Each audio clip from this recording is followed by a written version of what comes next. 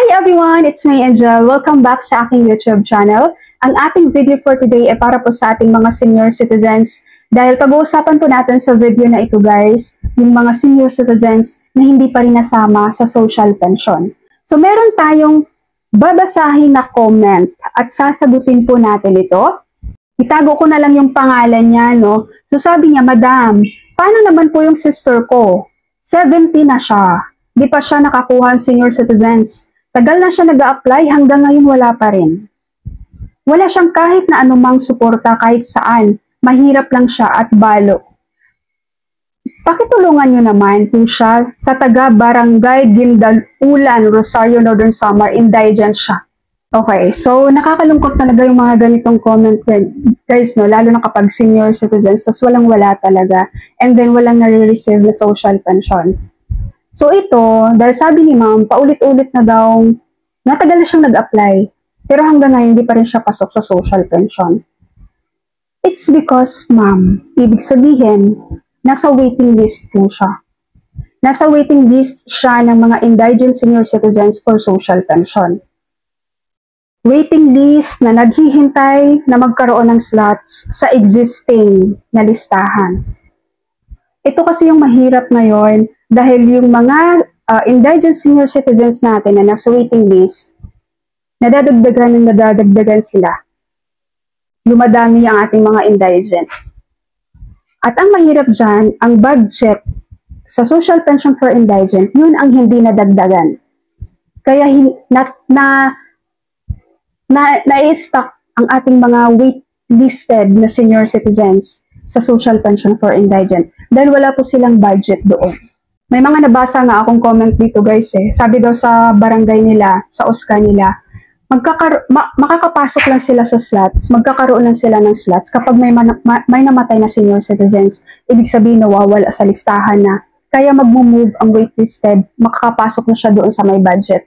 Which is true. Kasi nga guys, kung ano lang yung budget ng DSWD sa lugar na to, sa lugar na yan, yun pa rin. Hindi siya nadadagdagan dahil hindi dinagdagan ng gobyerno natin yung budget para sa social pension for indigent seniors. At wala tayong magagawa dyan guys dahil hindi naman tayo ang nagbibigay ng budget.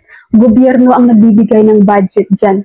Pag bibigyan nila ng budget yan, magagalaw ang mga nasa waitlisted natin ng mga indigent senior citizens. Pero hanggat mananatili yung budget sa ganun guys, malabong gagalaw yan sila dyan. Not unless may mawawala sa listahan tsaka sila makakapasok. Kaya nga diba, in-encourage ko kayo lagi guys, kapag meron kayong kakilala sa lugar nyo na pinasok sa social pension for indigent, pero hindi siya indigent senior, i-report niyo siya sa DSWD. Dahil kapag yung mga hindi indigent seniors guys na nasa existing na listahan, matanggal yan sila, ilan ang matatanggal dyan? Malaking bagay yan doon sa mga senior citizens na naghihintay ng slots. Kaya yung mga seniors natin dyan, paswertihan talaga kayo guys ng LGU. Kasi may ibang LGU naman guys na nagbibigay sila ng budget sa mga senior citizens na nasa waitlisted.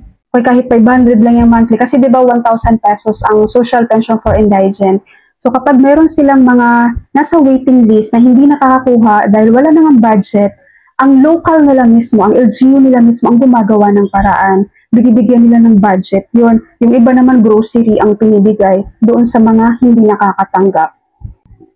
Kayo, kung nasa lugar kayo na yung LGU nyo, yung mayor nyo, walang pakialam sa mga senior citizens, walang pahalaga sa mga senior citizens, malas nyo talaga. Dahil, alam niyo na, kailangan nyo kumayod.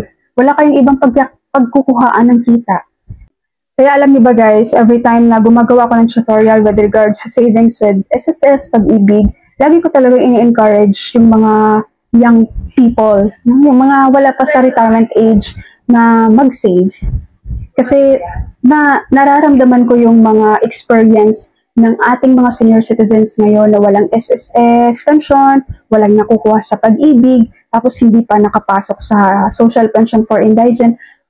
Alam ko yung hirap nyo guys. Kaya sa mga young people natin dyan, as much as possible, paghandaan nyo talaga yung pagre-retire nyo kasi ang hirap tumanda nang wala tayong, alam nyo, money, diba? Ang hirap nang wala tayong budget every day. Okay po, so mga senior citizens, nakakalungkot man ito. Pero that's all for my video for today. Thank you so much for watching everyone. God bless you.